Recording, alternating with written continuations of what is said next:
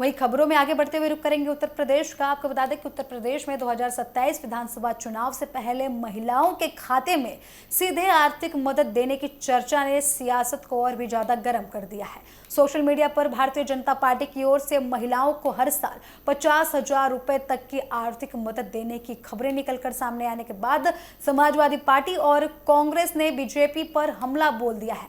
हालांकि बीजेपी ने साफ किया है कि अभी इस योजना के लिए औपचारिक घोषणा नहीं की गई है, लेकिन इस मुद्दे पर समाजवादी पार्टी के अध्यक्ष अखिलेश यादव पहले ही बड़ा ऐलान कर चुके हैं। अखिलेश यादव ने कहा कि अगर 2027 में समाजवादी पार्टी की सरकार बनती है तो महिलाओं को 40,000 रुपए आर्थिक सहायता शुरू की जाएगी और हर साल इसमें बढ़ोतरी भी की जाएगी। अब बीजेपी की संभावित योजना की चर्चा के बाद दोनों दलों के बीच आरोप प्रत्यारोप लगातार तेज होता हुआ नजर आ रहा है।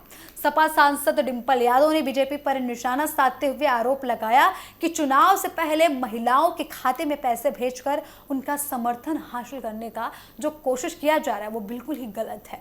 उनका कहना है कि बिहार और महाराष्ट्र में भी चुनाव से पहले इसी तरीके की योजनाओं को लेकर चर्चाएं हुई थी। वहीं अखिलेश यादव ने बीजेपी की संभावित 50,000 रुपए वाली योजना को लेकर कई सवाल भी उठाए हैं और ये कहा है कि पिछली सरकार 10 वर्षों में महिलाओं को हर साल 50,000 रुपए दे सकती थी, तो अब चुनाव से पहले इसकी चर्चा क्यों की जा रही है।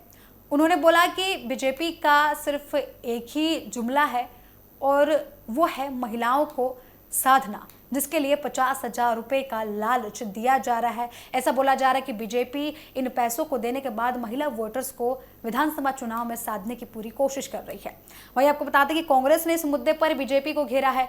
पार्टी के राष्ट्रीय प्रवक्ता सुरेंद्र राजपूत ने आरोप लगाया कि चुनाव आते ही महिलाओं को आर्थिक मदद देने की बातें शुरू हो जाती हैं।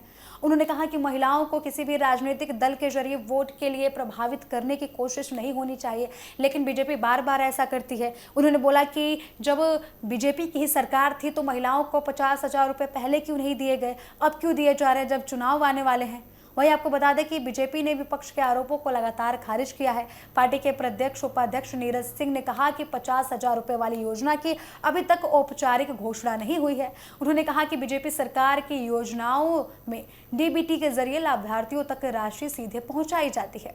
यूपी सरकार के मंत्री रविंद्र जायसवाल ने भी कहा कि महिलाओं के आर्थिक सशक्तिकरण के लिए सरकार लगातार काम कर रही है, यानी कि 2027 के चुनाव से पहले महिलाओं का वोट हासिल करने के लिए आर्थिक योजनाएं। और अब यूपी की राजनीति लगातार बढ़ती हुई दिखाई दे रही है, क्योंकि लगातार आप देख सकते हैं कि अखिलेश यादव द्वारा भी और बीजेपी जो है उनके द्वारा भी महिलाओं को साधने की कोशिश की जा रही है। एक तरफ अखिलेश यादव ऐलान कर रहे हैं कि वो 40,000 रुपये महिलाओं को देंगे, तो दूसरी तरफ बीजेपी की तरफ से भी 50,000 महिलाओं के खाते में देने की योजना निकलकर सामने आ रही है।